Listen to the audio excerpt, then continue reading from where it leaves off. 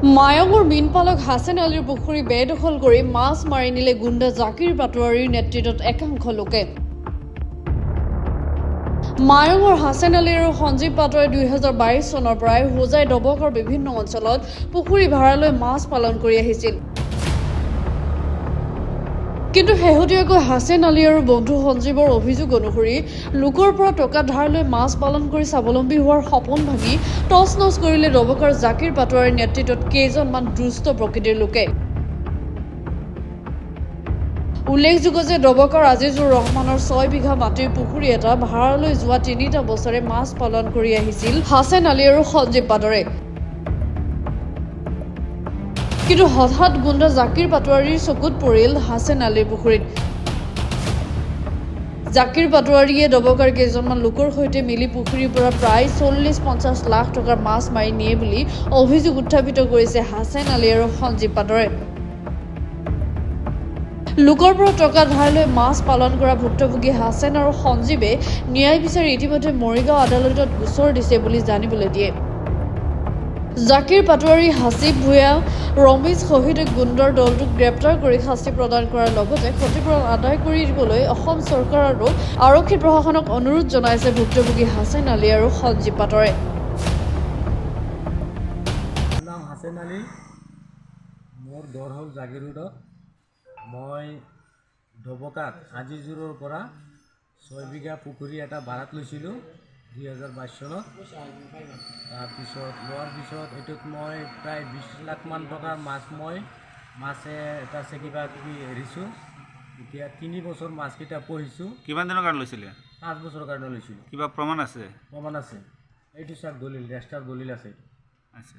তাৰপিছত 3 বছৰ মাছটো পুহিলোঁ, 3.5 বছৰমান পোৱাৰ পিছত মইতো বেলেগ বিজনেছত থাকোঁ। মই তাতে বেলেগ মোৰ ঘৰ বনোৱা আছে, বৰিং কৰা আছে, তাতে আপোনাৰ মোৰ ফিচাৰী চোৱা মানুহ আছে। তাৰপিছত এতিয়া মাছকেইটা মোৰ উঠাৰ সময় হৈছে। সেই টাইমত শিলচৰৰ পৰা 2জনমান মানুহ আহিছিল, আহি মোক ক'লে যে তোমাৰ মাছ নিম আমি। মোক ক'লে যে তে মাছ যদি নিবা তে ঠিক আছে মই দিম। 15-30 কুইণ্টেল মাছ লাগে, তোমালোকে এগ্ৰিমেণ্ট কৰা। মোৰ লগত এগ্ৰিমেণ্ট কৰি বগা কাগজত সই নিছিল। নিয়াৰ পিছত সিহঁতে কি কৰিলে, মোক নোহোৱাকৈ কিবা এটা দলিল বনাই আনি আৰু ডবকাৰ কিছুমান দলাল আছে। আপোনাক কিবা পইচা পাতি দিছিল নেকি? মোক 1 টকাও দিয়া নাই। মাছৰ উপলক্ষে মোক 1 টকা এটা দিয়া নাই। আৰু আপোনাৰ এই ডবকাৰ যিবিলাক মানুহ দলাল আছে, ডবকাৰ প্ৰায় বহুতকেইটা দলাল, এইবিলাক দলালে আপোনাৰ থানাত গ'লেও এইবিলাককে পাব, য'তেই যায় এইবিলাকক পাব। মই এইবিলাক দলালৰ নামো ভালকৈ মানে ধৰক জানো। এজনৰ নাম হ'ল চাইফুল আৰু এজনৰ নাম হ'ল আপোনাৰ নাম হৈছে জাকিৰ পাটোৱাৰী। এইটো হ'ল দলাল। আৰু 1 নম্বৰ এইটোৱে মন্ত্ৰী মিনিষ্টাৰৰ নাম লৈ এনেকৈ চলি থাকে, দলালি কৰি চলে মানুহটো। 1 নম্বৰ দলাল। ইয়াৰ লগত আৰু চাংগু ভাংগু ধৰক 8-10টামান আছে। গোটেইকেইটি মিলি মোক হুমকি দেয়, মাৰি পেলাব, কাটি পেলাব। তাতে গ'লে বহুত কিবা কিবি মোক অত্যাচাৰ কৰি আছে। সেইকেইটা মানুহে মোক যাব দিয়া নাই। আৰু নেক্সট মোৰ মাছকেইটা মানে যে মাৰিলে, এতিয়া এদিন আমি ৰাতি গৈছিলোঁ, যাই কেনে মানে আমি চাই আছি, এজনক উঠাই আনিছিলোঁ মানুহটোক আৰক্ষী দি আমাক উঠাই অনাৰ পিছত এইটো কামলা বুলি কৈছে, পিছত এৰি দিয়া হ'ল তাক। এতিয়া মানে সেইখিনি আৰু মই ক'লোঁ। এতিয়া আপুনি কি বিচাৰে? মই বিচাৰোঁ আমাৰ চৰকাৰক এইটোৱে অনুৰোধ যে মানে এই দলালকেইটাক যাতে মানে উচিত শাস্তি দিয়ে, আৰু যাতে মোৰ যিবিলাক প্ৰাপ্য ধন, চাওক মোৰ 20 লাখ টকা মানুহৰ পৰা লোৱা আছে এই ফিচাৰীটোৰ নামত। এই টকাখিনি মানে আমাৰ গাঁৱলীয়া মানুহে মোক দিছে,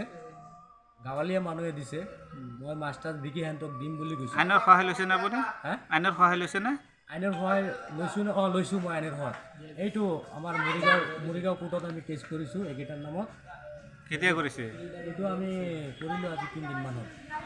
সোমবাৰে শুকুৰবাৰে কৰিছিলোঁ, যোৱা শুকুৰবাৰে কৰিছিলোঁ 26 তাৰিখে। তেতিয়া কি বিচাৰে?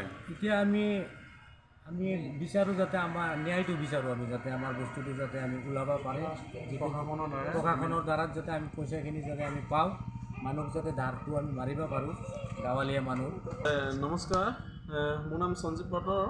মই হাছেন আলীৰ লগত 22 চনৰ পৰা পাৰ্টনাৰশ্বিপ কৰি মই ডবকাত ফিচাৰী এটা লৈছিলোঁ। প্ৰায় চোৱা চিন্তা আৰু মাছ পেলোৱাৰ নামত কমচে কম আমাৰ 30 লাখমান টকা খৰচ হৈছে। বিষয়টো মই হাচিনকে এৰি দিছিলোঁ, কিন্তু বৰ্তমান হাচিনৰ যিটো পৰিৱেশ কৰিলে সিহঁতে আমাক নুসুধাকৈ ব্লেংক কাগজত এগ্ৰিমেণ্ট কৰি লৈছে শিলচৰ পাৰ্টিটা অলপ গুণ্ডা টাইপৰ আৰু নৱগাঁৱত আহিলে।